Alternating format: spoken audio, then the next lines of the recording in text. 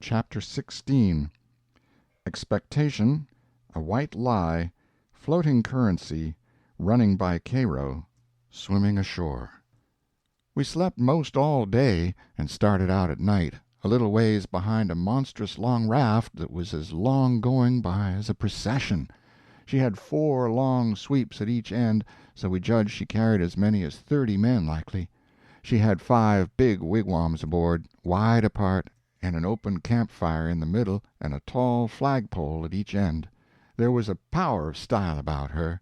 It amounted to something, being a raftsman on such a craft as that. We went drifting down into a big bend, and the night clouded up and got hot. The river was very wide, and was walled with solid timber on both sides. You couldn't see a break in it hardly ever, or a light. We talked about Cairo, and wondered whether we would know it when we got to it. I said likely we wouldn't, because I had heard say there weren't but about a dozen houses there, and if they didn't happen to have them lit up, how was we going to know we was passing a town? Jim said if the 2 big rivers joined together there, that would show. But I said maybe we might think we was passing the foot of an island and coming into the same old river again. That disturbed Jim and me, too. So the question was, what to do? I said paddle ashore the first time a light showed, and tell them pap was behind, coming along with a trading scow, and was a green hand at the business, and wanted to know how far it was to Cairo. Jim thought it was a good idea, so we took a smoke on it and waited. There weren't nothing to do now but to look out sharp for the town, and not pass it without seeing it. He said he'd be mighty sure to see it, because he'd be a free man the minute he seen it, but if he missed it he'd be in a slave country again, and no more show for freedom. Every little while he jumps up and says, "Dash he is!" But it warn't. It was jack-o'-lanterns or lightning bugs, so he set down again, and went to watching, same as before. Jim said it made him all over trembly and feverish to be so close to freedom. Well, I can tell you it made me all over trembly and feverish, too, to hear him, 'cause I begun to get it through my head that he was most free, and who was to blame for it? Why, me. I couldn't get that out of my conscience nohow nor no way. It got to troubling me so I couldn't rest. I couldn't stay still in one place. It hadn't ever come home to me before, what this thing was that I was doing. But now it did, and it stayed with me and scorched me more and more. I tried to make out to myself that I warn't to blame, because I didn't run Jim off from his rightful owner, but it warn't no use. Conscience up and says, every time, "But you knowed he was running for his freedom, and you could 'a' paddled ashore and told somebody." That was so. I couldn't get around that no way. That was where it pinched. Conscience says to me, "What had poor Miss Watson done to you that you could see her nigger go off right under your eyes and never say one single word? What did that poor old woman do to you that you could treat her so mean? Why, she tried to learn you your book. She tried to learn you your manners. She tried to be good to you every way she knowed how. That's what she done." I got to feeling so mean and so miserable I most wished I was dead. I fidgeted up and down the raft, abusing myself to myself, and Jim was fidgeting up and down past me. We neither of us could keep still. Every time he danced round and says, "Dah's Cairo," it went through me like a shot, and I thought if it was Cairo I reckoned I would die of miserableness. Jim talked out loud all the time while I was talking to myself. He was saying how the first thing he would do when he got to a free state he would go to saving up money and never spend a single cent, and when he got enough he would buy his wife, which was owned on a farm close to where Miss Watson lived, and then they would both work to buy the 2 children, and if their master wouldn't sell them they'd get an abolitionist to go and steal them. It most froze me to hear such talk. He wouldn't ever dared to talk such talk in his life before. Just see what a difference it made in him the minute he judged he was about free. It was according to the old saying, "Give a nigger an inch and he'll take an ell." Thinks I, this is what comes of my not thinking. Here was this nigger, which I had as good as helped to run away, coming right out flat-footed and saying he would steal his children that belonged to a man I didn't even know, a man that hadn't ever done me no harm. I was sorry to hear Jim say that, it was such a lowering of him. My conscience got to stirring me up hotter than ever, until at last I says to it, "Let up on me, it ain't too late yet. I'll paddle ashore at the first light and tell." I felt easy and happy and light as a feather right off. All my troubles was gone. I went to looking out sharp for a light, and sort of singing to myself. By and by one showed. Jim sings out, "We safe, Huck, we safe. Jump up and crack your heels. That's the good old Cairo at last. I just knows it." I says, "I'll take the canoe and go and see, Jim. It mightn't be, you know." He jumped up and got the canoe ready, and put his old coat in the bottom for me to sit on, and give me the paddle, and as I shoved off, he says, "Pooty soon I'll be a-shouting for joy, and I'll say it's all on accounts of Huck. I's a free man, and I couldn't ever been free if it hadn't been for Huck. Huck done it. Jim won't ever forget you, Huck. You's the best friend Jim's ever had, and you's the only friend old Jim's got now." I was paddling off, all in a sweat to tell on him, but when he says this, it seemed to kind of take the tuck all out of me. I went along slow then, and I weren't right down certain whether I was glad I started or whether I weren't. When I was 50 yards off, Jim says, "Dah you goes, the old true Huck, the only white gentleman that ever kept his promise to old Jim." Well, I just felt sick. But I says, I got to do it. I can't get out of it. Right then along comes a skiff with 2 men in it with guns, and they stopped and I stopped. One of 'em says, "What's that yonder?" "Piece of a raft," I says. "Do you belong in it?" "Yes, sir." "Any men on it?" "Only one, sir." "Well, there's 5 niggers run off tonight up yonder, above the head of the bend. Is your man white or black?" I didn't answer up prompt. I tried to, but the words wouldn't come. I tried for a second or two to brace up and out with it, but I warn't man enough, hadn't the spunk of a rabbit. I see I was weakening, so I just give up trying and up and says, "He's white." "I reckon we'll go and see for ourselves." "I wish you would," says I, "because it's pap that's there, and maybe you'd help me tow the raft ashore where the light is. He's sick, and so is Mam and Mary Ann." "Oh, the devil! We're in a hurry, boy, but I suppose we've got to. Come buckle to your paddle, and let's get along." I buckled to my paddle, and they laid to their oars. When we had made a stroke or two, I says, "Pap'll be mighty much obleeged to you, I can tell you. Everybody goes away when I want them to help me tow the raft ashore, and I can't do it by myself." "Well, that's infernal mean. Odd, too. Say, boy, what's the matter with your father?" "It's well, it ain't anything much." They stopped pulling. It weren't but a mighty little ways to the raft now. One says, "Boy, that's a lie. What is the matter with your pap? Answer up square now, and it'll be better for you." "I will, sir, I will, honest. But don't leave us, please. It's the gentlemen, if you'll only pull ahead and let me heave you the headline, you won't have to come near the raft. Please do." "Set her back, John, set her back," says one. They backed water. "Keep away, boy, keep to the leeward. Confound it, I just expect the wind has blowed it to us. Your pap's got the smallpox, and you know it precious well. Why didn't you come out and say so? You want to spread it all over?" "Well," says I, blustering, "I've told everybody before, and they just went away and left us." "Poor devil, there's something in that. We are right down sorry for you, but well, hang it, we don't want the smallpox, you see. Look here, I'll tell you what to do. Don't you try to land by yourself, or you'll smash everything to pieces. You float along down about 20 miles, and you'll come to a town on the left-hand side of the river. It will be long after sunup then, and when you ask for help, you tell them your folks are all down with chills and fever. Don't be a fool again, and let people guess what is the matter. Now we're trying to do you a kindness, so you just put 20 miles between us, that's a good boy.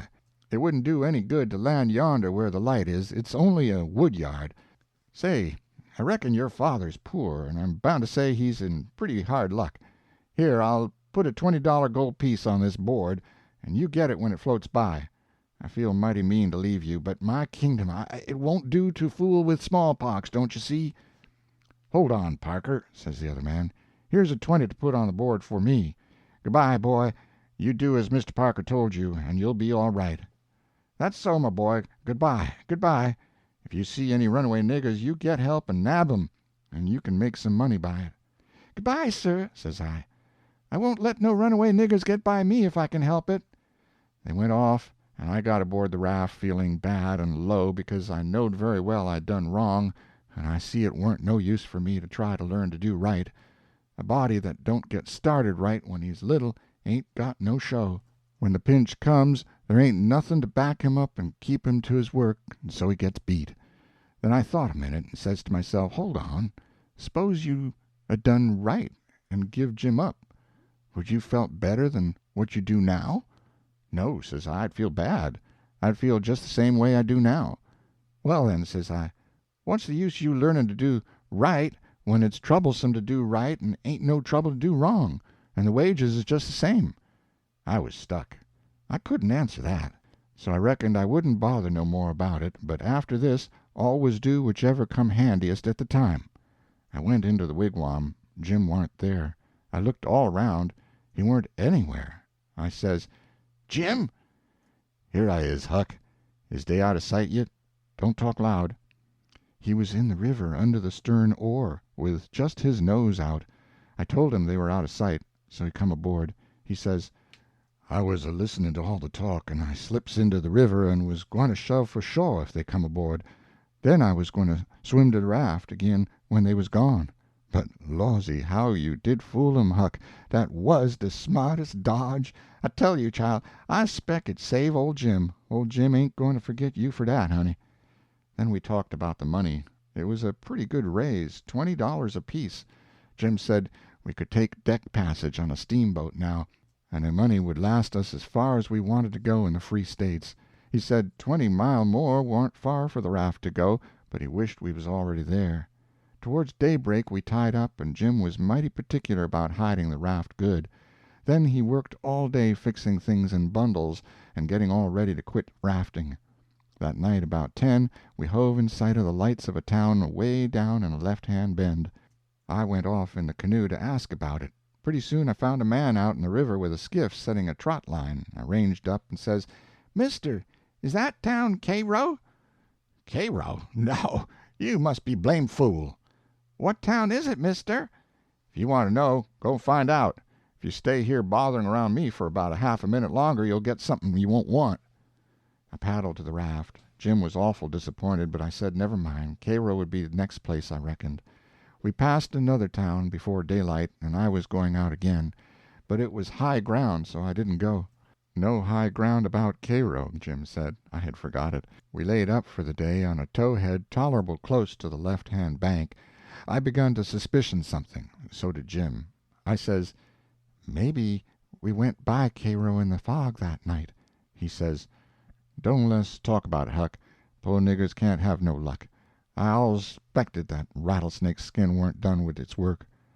I wish I'd never seen that snake skin, Jim. I do wish I'd never laid eyes on it. It ain't your fault, Huck. You didn't know. Don't you blame yourself about it. When it was daylight, here was the clear Ohio water inshore, sure enough, and outside was the old regular muddy, so it was all up with Cairo. We talked it all over. It wouldn't do to take to the shore. We couldn't take the raft up the stream, of course. There weren't no way to wait for dark and start back in the canoe and take the chances, so we slept all day amongst the cottonwood thicket so as to be fresh for the work, and when we went back to the raft about dark, the canoe was gone. We didn't say a word for a good while. There weren't anything to say. We both knowed well enough it was some work of the rattlesnake skin, so what was the use to talk about it? It would only look like we was finding fault, and that would be bound to fetch more bad luck and keep on fetching it, too, till we knowed enough to keep still. By and by we talked about what we better do, and found there weren't no way but just to go along down with the raft till we got a chance to buy a canoe to go back in. We weren't going to borrow it when there weren't anybody around, the way Pap would do, for that might set people after us. So we shoved out after dark on the raft.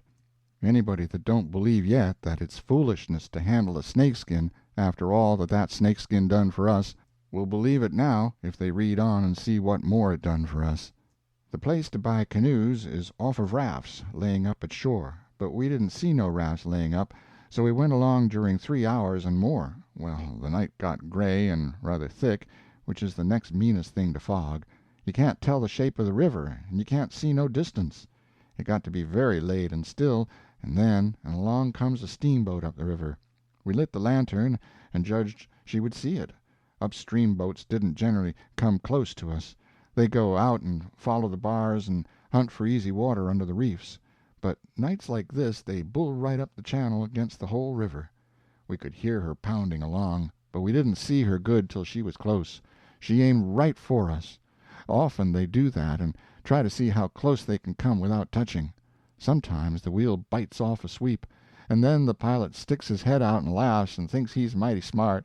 Well, here she comes, and we said she was going to try and shave us, but she didn't seem to be shearing off a bit. She was a big one, and she was coming in a hurry, too, looking like a black cloud with rows of glowworms around it. But all of a sudden she bulged out big and scary, with a long row of wide-open furnace doors shining like red-hot teeth, and her monstrous bows and guards hanging right over us. There was a yell at us, and a jingling of bells to stop the engines, a powwow of cussing and whistling of steam, and as Jim went overboard on one side and I on the other, she come smashing straight through the raft. I dived, and I aimed to find the bottom, too, for a 30-foot wheel had got to go over me, and I wanted to have plenty of room. I could always stay under water a minute. This time I reckon I stayed under a minute and a half, and then I bounced for the top in a hurry, for I was nearly busting. I popped out to my armpits and blowed the water out of my nose and puffed a bit.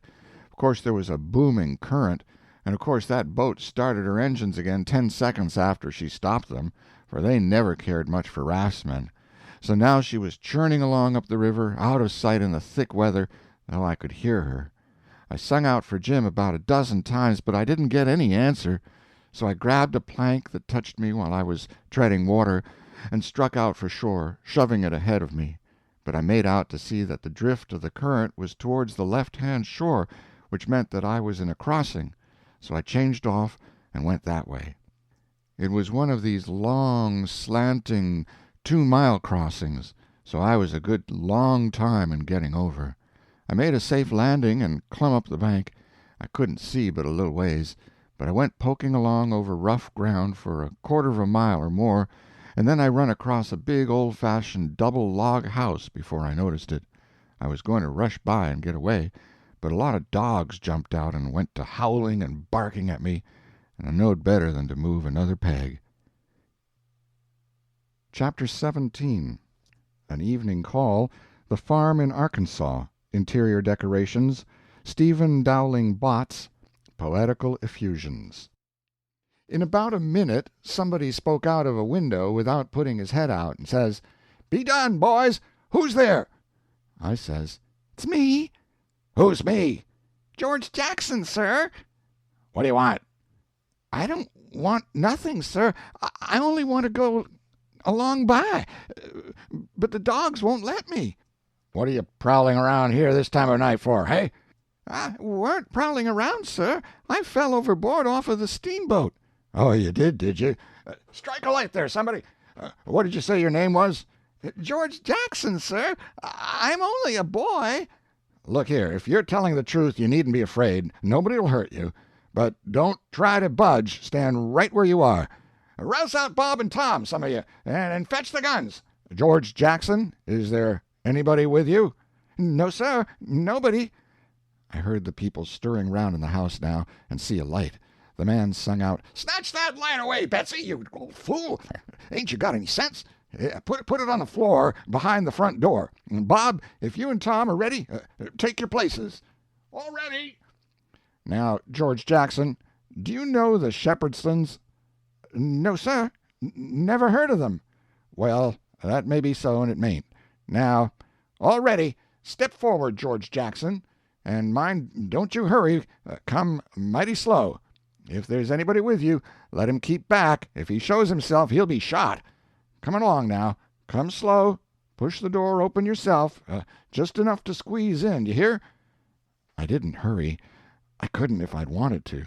I took one slow step at a time, and there weren't a sound, only I thought I could hear my heart. The dogs were as still as the humans, but they followed a little behind me. When I got to the 3 log doorsteps, I heard them unlocking and unbarring and unbolting. I put my hand on the door and pushed it a little and a little more till somebody said, There, that's enough. Put your head in." I done it, but I judged they would take it off.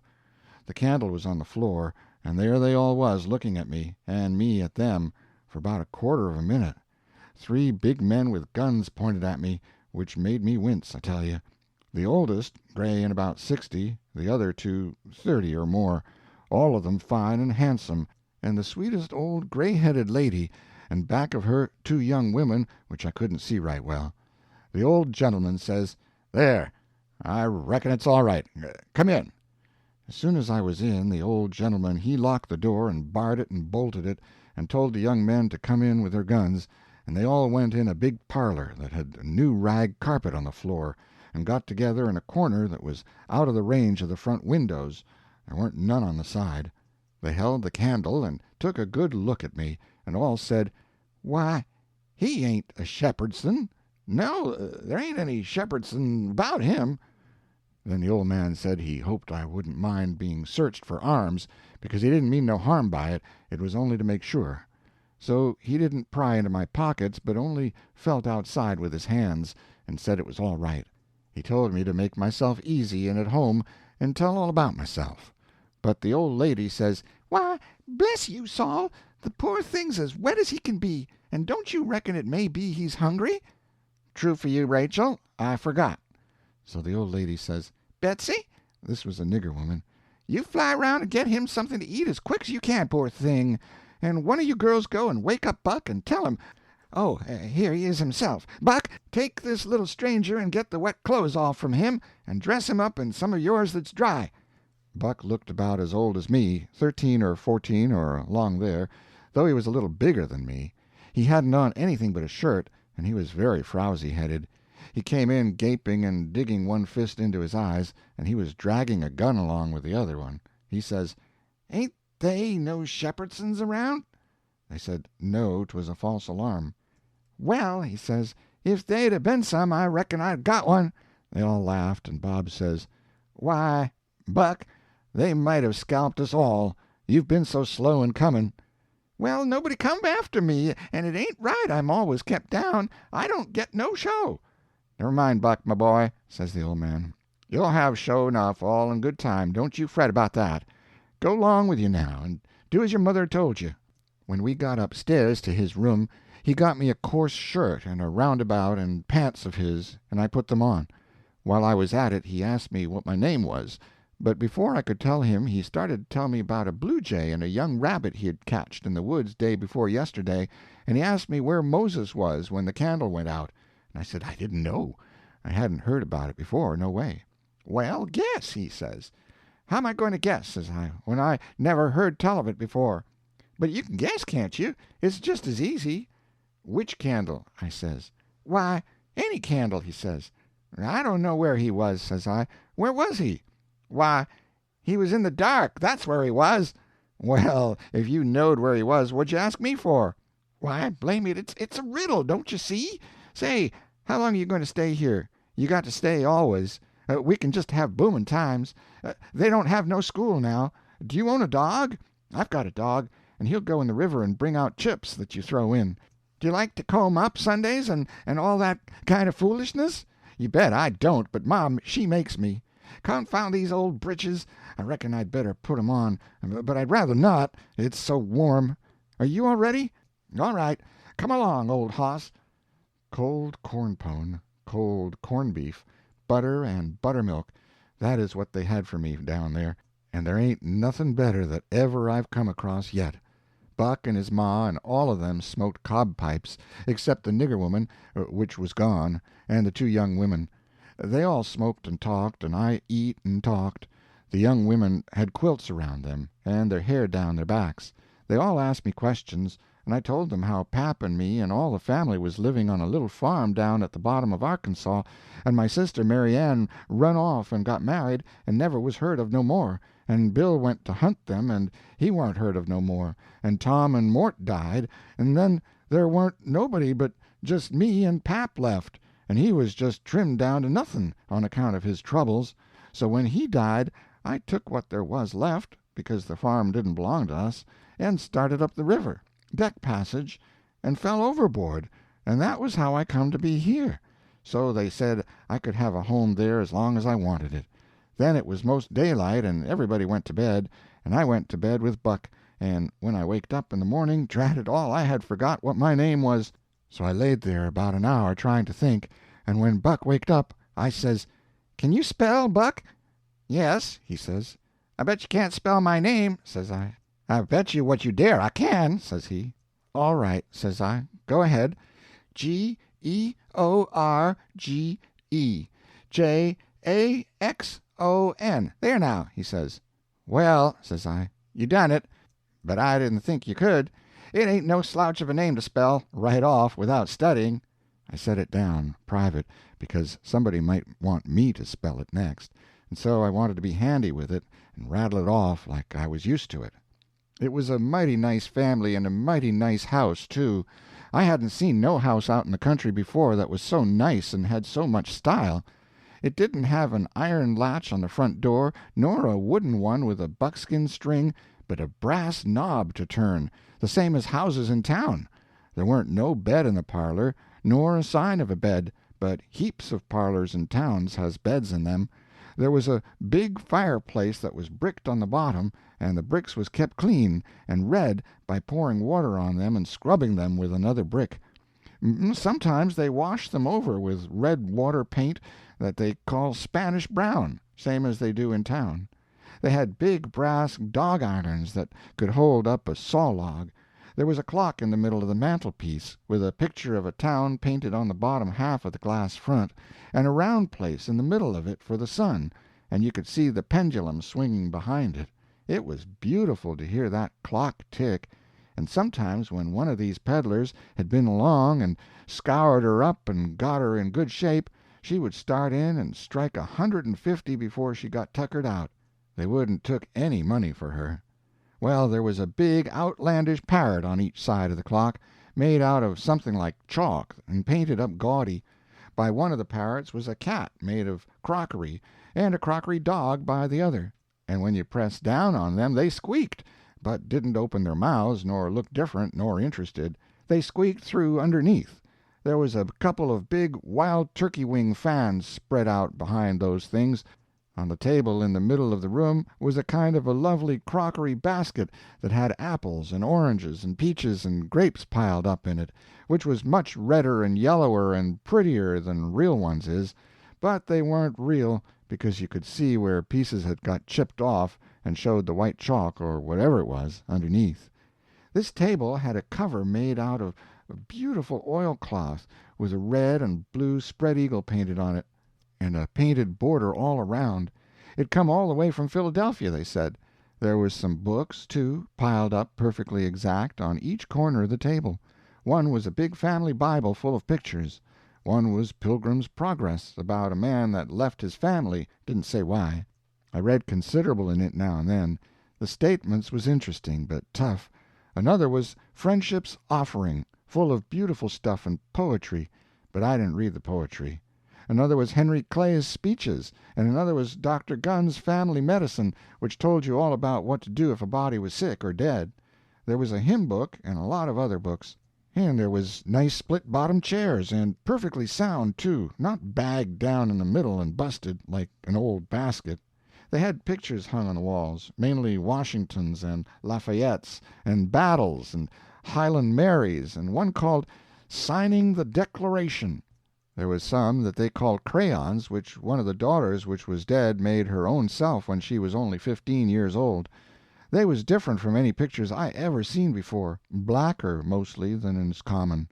One was a woman in a slim black dress, belted small under the armpits, with bulges like a cabbage in the middle of the sleeves, and a large black scoop-shovel bonnet with a black veil, and white slim ankles crossed about with black tape, and very wee black slippers, like a chisel, and she was leaning pensive on a tombstone on her right elbow under a weeping willow, and her other hand hanging down her side holding a white handkerchief and a reticule, and underneath the picture it said, "Shall I never see thee more, lass?" Another one was a young lady with her hair all combed up straight to the top of her head, and knotted there in front of a comb like a chair back, and she was crying into a handkerchief and had a dead bird lying on its back in her other hand with its heels up, and underneath the picture it said, "I shall never hear thy sweet chirrup more, alas." There was one where a young lady was at a window looking up at the moon, and tears running down her cheeks, and she had an open letter in one hand with black sealing wax showing on one edge of it, and she was mashing a locket with a chain to it against her mouth, and underneath the picture it said, "And art thou gone? Yes, thou art gone, alas." These was all nice pictures, I reckon, but I didn't somehow seem to take to them, because if ever I was down a little, they always give me the fantods. Everybody was sorry she died, because she had laid out a lot more of these pictures to do, and a body could see by what she had done what they had lost. But I reckon that with her disposition she was having a better time in the graveyard. She was at work on what they said was her greatest picture when she took sick, and every day and every night it was her prayer to be allowed to live till she got it done, but she never got the chance. It was a picture of a young woman in a long white gown standing on the rail of a bridge, all ready to jump off, with her hair all down her back, and looking up to the moon, with the tears running down her face, and she had 2 arms folded across her breast, and 2 arms stretched out in front, and 2 more reaching up towards the moon, and the idea was to see which pair would look best, and then scratch out all the other arms.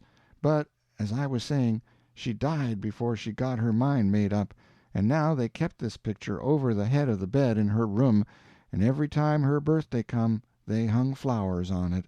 Other times it was hid with a little curtain. The young woman in the picture had a kind of a nice sweet face, but there was so many arms it made her look too spidery, seemed to me. This young girl kept a scrap-book when she was alive, and used to paste obituaries and accidents and cases of patient suffering in it out of the Presbyterian Observer, and write poetry after them out of her own head. It was very good poetry. This is what she wrote about a boy by the name of Stephen Dowling Bots that fell down a well and was drowned.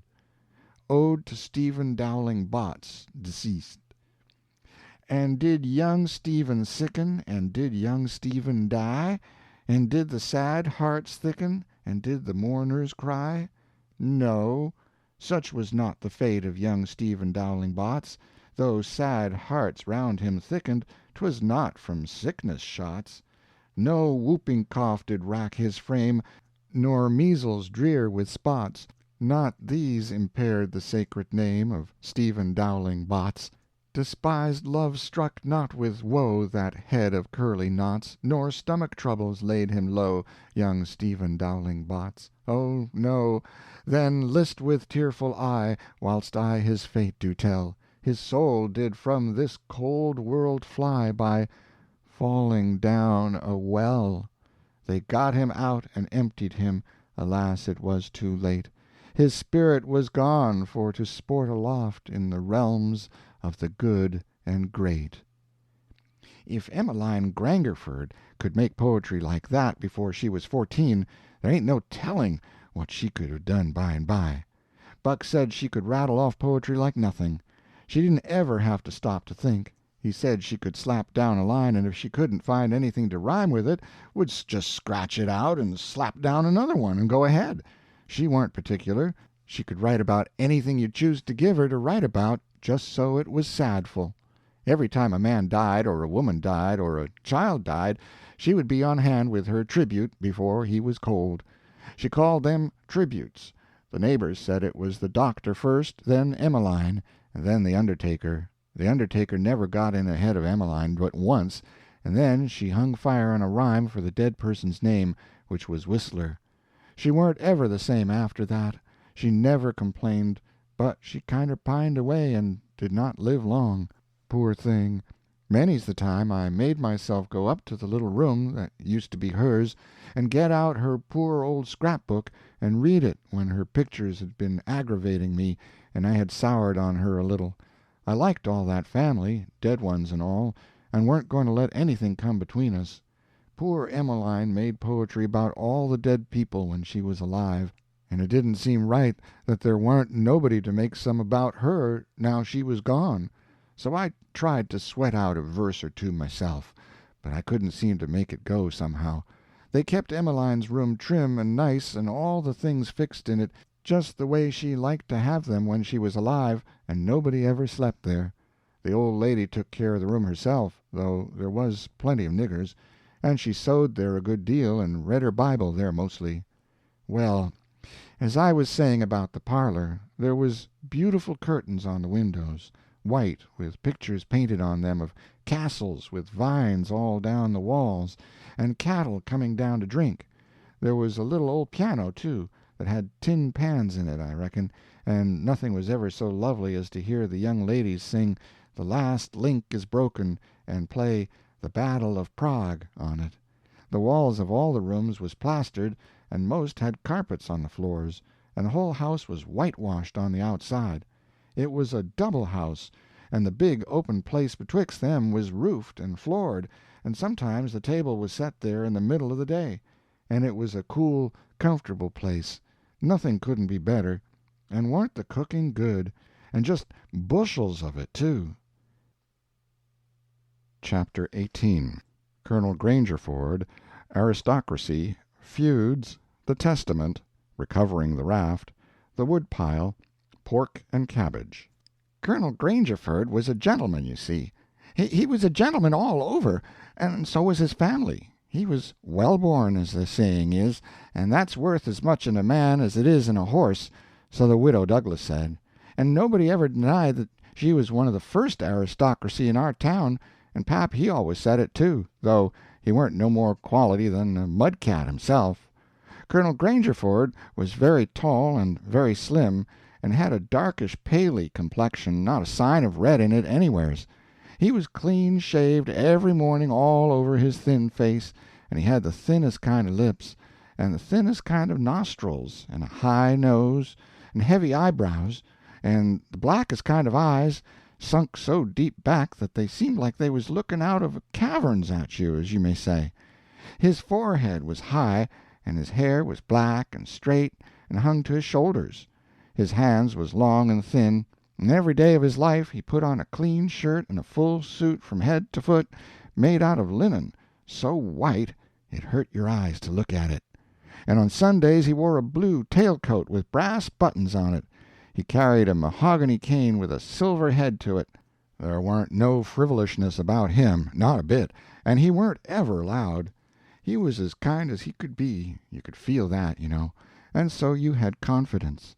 Sometimes he smiled, and it was good to see, but when he straightened himself up like a liberty pole and the lightning begun to flicker out from under his eyebrows, you wanted to climb a tree first and find out what the matter was afterwards. He didn't ever have to tell anybody to mind their manners. Everybody was always good-mannered where he was. Everybody loved to have him around, too. He was sunshine most always. I mean, he made it seem like good weather. When he turned into a cloud bank it was awful dark for half a minute, and that was enough. There wouldn't nothing go wrong again for a week. When him and the old lady come down in the morning, all the family got up out of their chairs and give them good day, and didn't set down again till they had set down. Then Tom and Bob went to the sideboard where the decanter was, and mixed a glass of bitters and handed it to him, and he held it in his hand and waited till Tom's and Bob's was mixed, and then they bowed and said, "Our duty to you, sir, and madam," and they bowed the least bit in the world, and said thank you, and so they drank, all three, and Bob and Tom poured a spoonful of water on the sugar, and the mite of whiskey or apple brandy in the bottom of their tumblers, and give it to me and Buck, and we drank to the old people, too. Bob was the oldest and Tom next, tall, beautiful men with their very broad shoulders and brown faces, and long black hair and black eyes. They dressed in white linen, from head to foot, like the old gentleman, and wore broad Panama hats. Then there was Miss Charlotte. She was 25, and tall and proud and grand, but as good as she could be when she weren't stirred up. But when she was, she had a look that would wilt you in your tracks, like her father. She was beautiful. So was her sister, Miss Sophia, but it was a different kind. She was gentle and sweet like a dove, and she was only 20. Each person had their own nigger to wait on them, Buck too. My nigger had a monstrous easy time because I weren't used to having anybody do anything for me, but Buck's was on the jump most of the time. This was all there was of the family now, but there used to be more, 3 sons. They got killed, and Emmeline that died. The old gentleman owned a lot of farms and over 100 niggers. Sometimes a stack of people would come there, horseback, from 10 or 15 mile round, and stay 5 or 6 days, and have such junketings round about and on the river, and dances and picnics in the woods daytimes, and balls at the house nights. These people was mostly kinfolks of the family. The men brought their guns with them. It was a handsome lot of quality, I tell you. There was another clan of aristocracy around there, 5 or 6 families, mostly of the name of Shepherdson. They was as high-toned and well-born and rich and grand as the tribe of Grangerfords.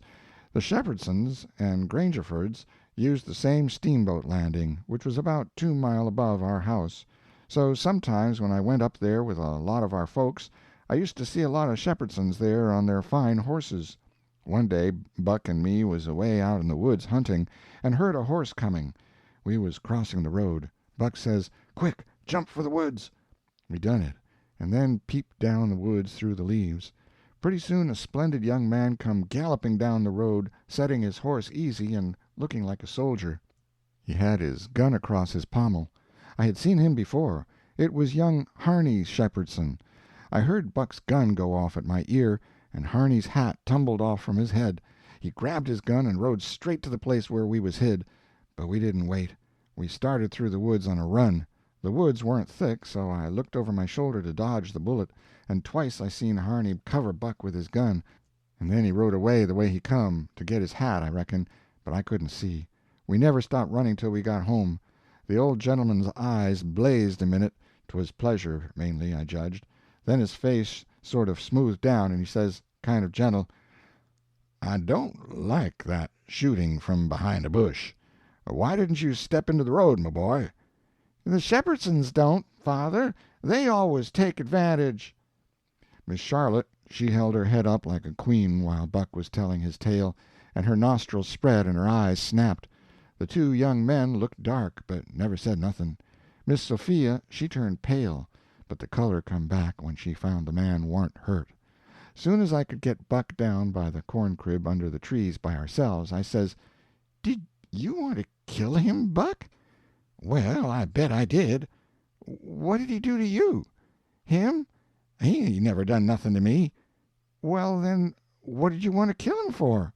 "Why, nothing, only it's on account of the feud." "What's a feud?"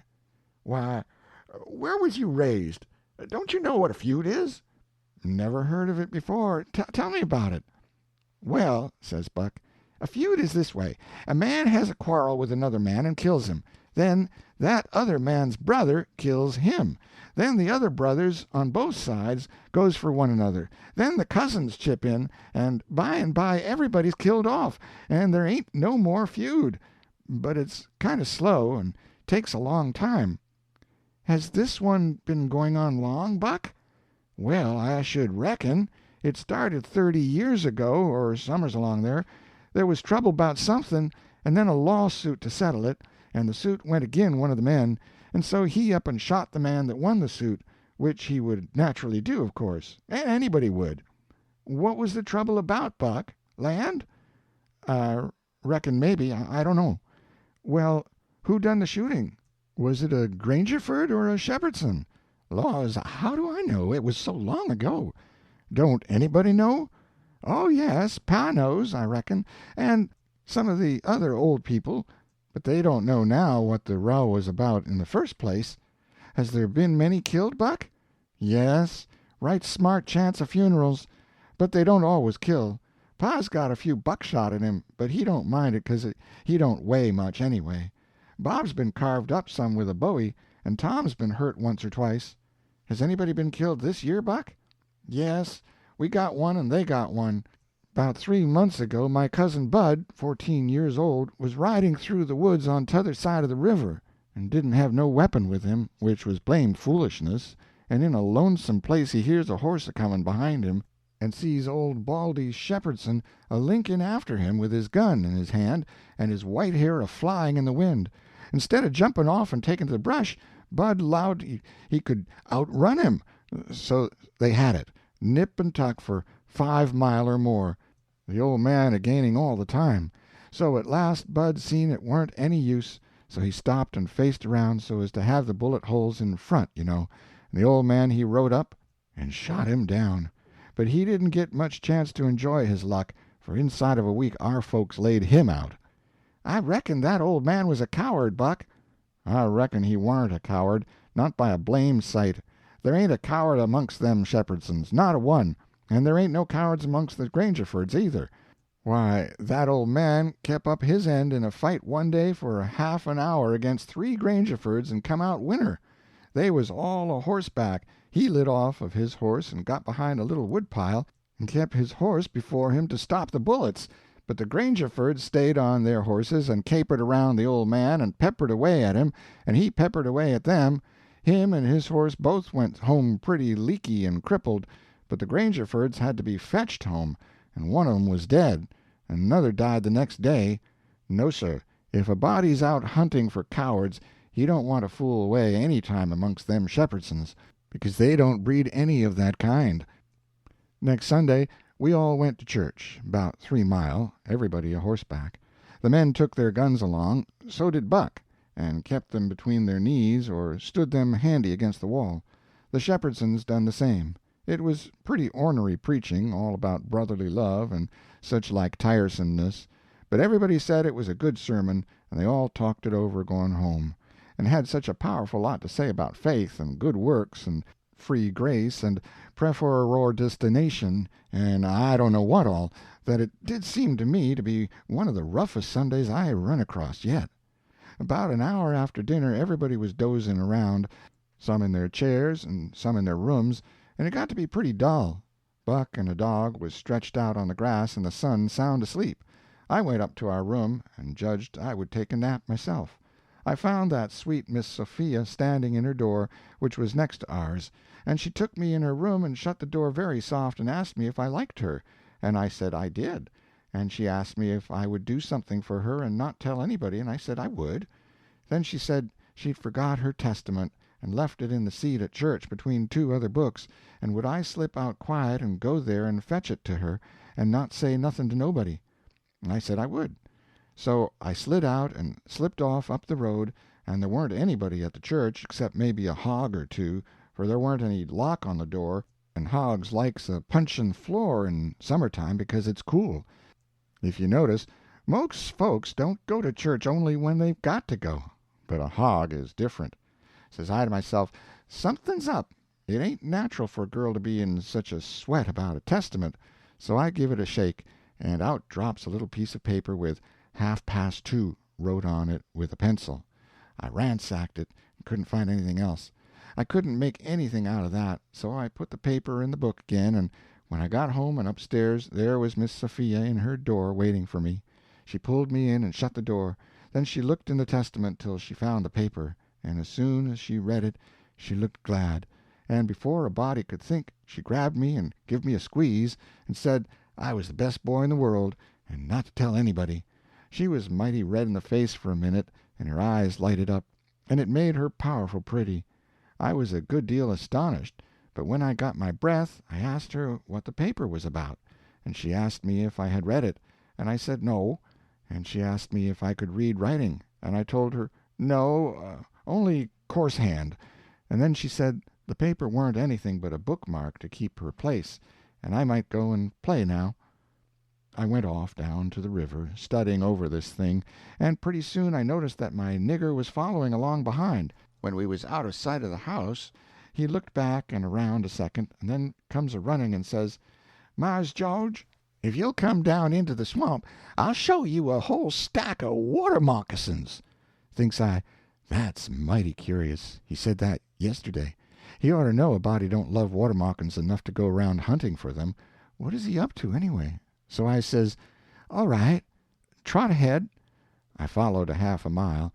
Then he struck out over the swamp and waded ankle deep as much as another half mile. We come to a little flat piece of land which was dry and very thick with trees and bushes and vines, and he says, "You shove right in dah just a few steps, Mars George. Dah's whah they is. I seed 'em befo'. I don't keer to see 'em no mo'." Then he slopped right along and went away, and pretty soon the trees hid him.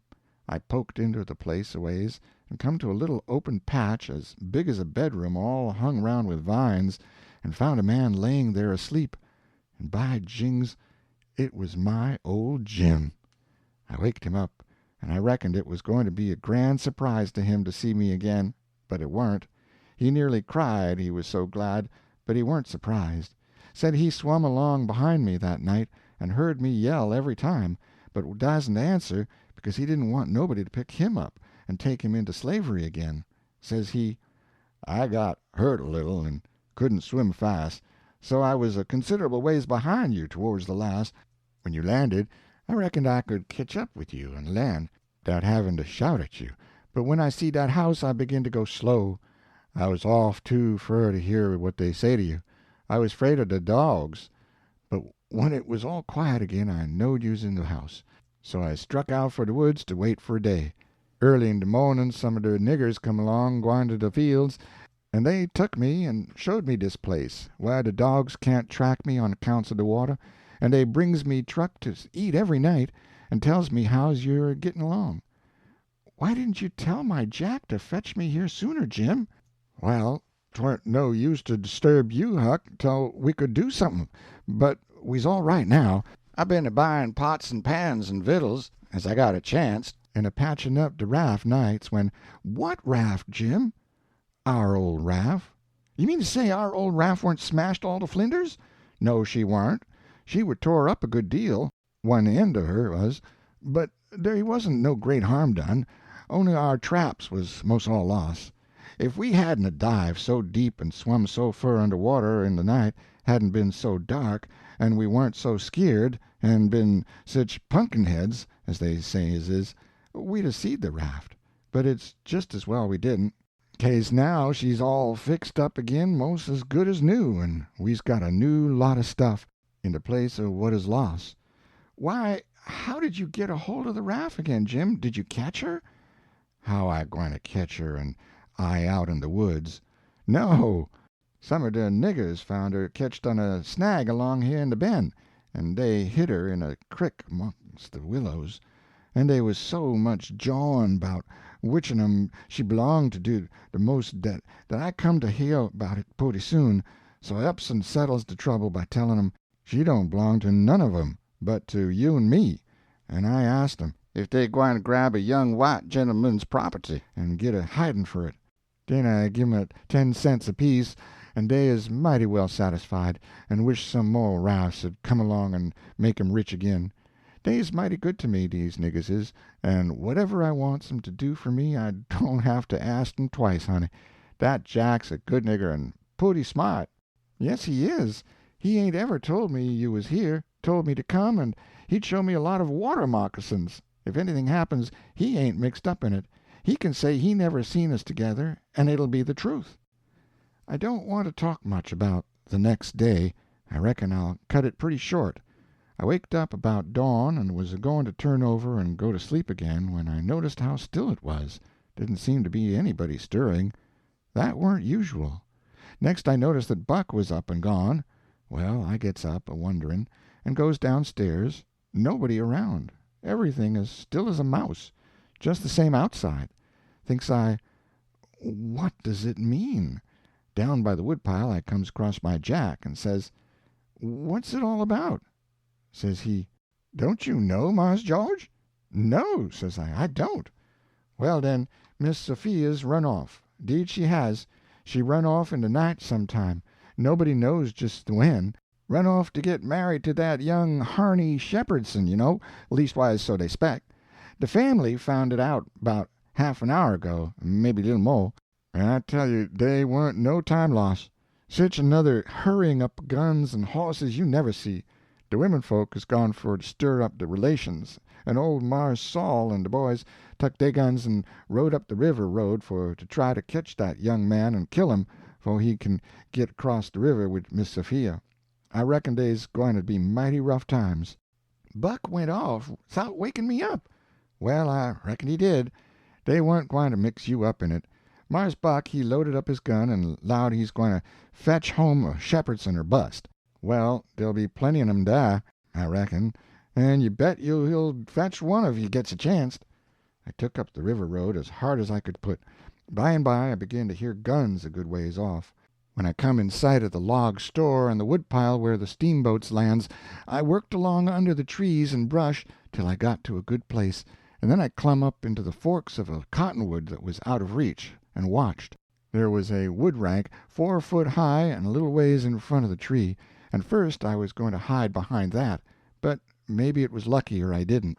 There was 4 or 5 men cavorting around on their horses in the open place before the log store, cussin' and yelling, and trying to get at a couple of young chaps that was behind the wood rank alongside of the steamboat landing.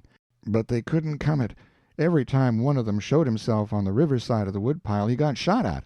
The 2 boys was squatting back to back behind the pile, so they could watch both ways. By and by the men stopped cavorting around and yelling. They started riding towards the store.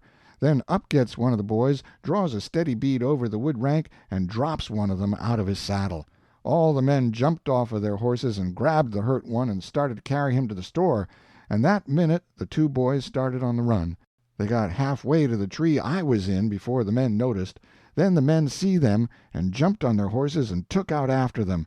They gained on the boys, but it didn't do no good, the boys had too good a start. They got to the woodpile that was in front of my tree, and slipped in behind it, and so they had the bulge on the men again. One of the boys was Buck, and the other was a slim young chap about 19 years old. The men ripped around a while and then rode away.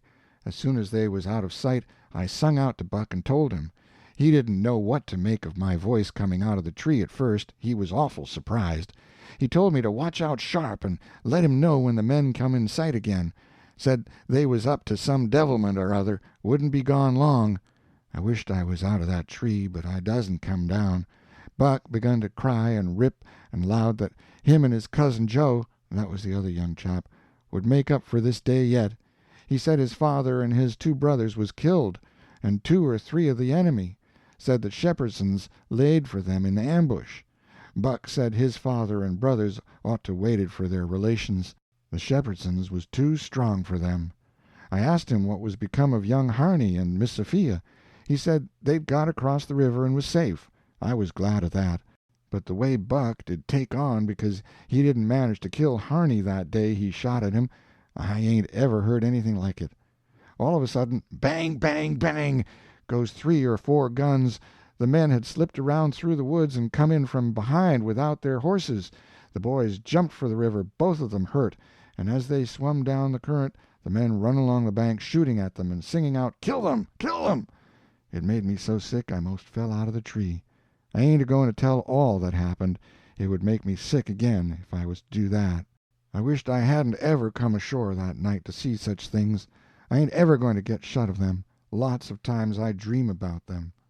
I stayed in the tree till it begun to get dark, afraid to come down.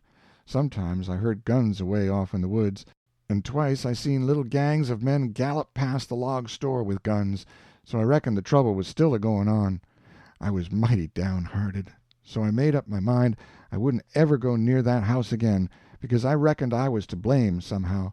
I judged that that piece of paper meant that Miss Sophia was to meet Harney somewheres at 2:30 and run off, and I judged I ought to told her father about that paper and the curious way she acted, and then maybe he would 'a' locked her up and this awful mess wouldn't ever happened. When I got down out of the tree, I crept along down the river bank a piece, and found the 2 bodies laying in the edge of the water, and tugged at them till I got them ashore. Then I covered up their faces and got away as quick as I could. I cried a little when I was covering up Buck's face, for he was mighty good to me. It was just dark now. I never went near the house, but struck through the woods and made for the swamp. Jim warn't on his island, so I tramped off in a hurry for the crick, and crowded through the willows, red hot to jump aboard and get out of that awful country. The raft was gone. My souls, but I was scared. I couldn't get my breath for most a minute. Then I raised a yell. A voice not 25 foot from me says, Good land, is that you, honey? Don't make no noise." It was Jim's voice. Nothing ever sounded so good before. I run along the bank a piece and got aboard, and Jim he grabbed me and hugged me, he was so glad to see me. He says, "Laws, bless you, child, I's right down sure you's dead agin. Jack's been here. He say he reckon you's been shot, 'case you didn't come home no more. So I's just dis minute a starting de raft down toward de mouth of de crick, so's to be all ready for to shove out and leave soon as Jack comes agin and tells me for certain you is dead. Lawsy, I's mighty glad to get you back again, honey." I says, "All right, that's mighty good. They won't find me, and they'll think I've been killed and floated down the river. There's something up there that'll help them think so. So don't you lose no time, Jim, but just shove off for the big water as fast as ever you can." I never felt easy till the raft was 2 mile below there and out in the middle of the Mississippi. Then we hung up our signal lantern and judged that we was free and safe once more. I hadn't had a bite to eat since yesterday, so Jim he got out some corn dodgers and buttermilk and pork and cabbage and greens. There ain't nothing in the world so good when it's cooked right, and whilst I eat my supper we talked and had a good time. I was powerful glad to get away from the feuds, and so was Jim to get away from the swamp. We said there warn't no home like a raft after all. Other places do seem so cramped up and smothery, but a raft don't. You feel mighty free and easy and comfortable on a raft.